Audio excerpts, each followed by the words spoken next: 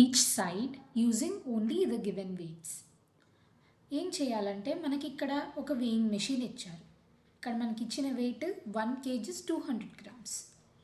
మనం ఇక్కడ ఇచ్చిన వెయిట్స్ని తీసుకుని ఈ రెండు సైడ్స్ ఈక్వల్ చేయాలన్నమాట. అంటే 1 kg 200 grams మనం ఎలా రాసుకోవచ్చు? 500 ప్లస్ 500 ప్లస్ 200గా రాస్తే మనకి 1 kg 200 grams వస్తుంది. అదే సెకండ్ సైడ్ దాన్ని ఈక్వల్ చేయాలంటే ఎలా చేయొచ్చు? 200 grams టైమ్స్ 6 తీసుకోవాలన్నమాట.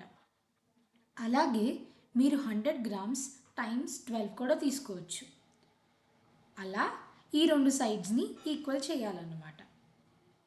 ఇప్పుడు మీరు 2 kgs 50 grams అయితే ఏం చేస్తారు? Correct, 1 kg plus 1 kg plus 50 grams అని రాయొచ్చు. అదే ఇంకొక సైడ్ ఎలా చేస్తారు? చేసి చూపించండి పిల్లలు.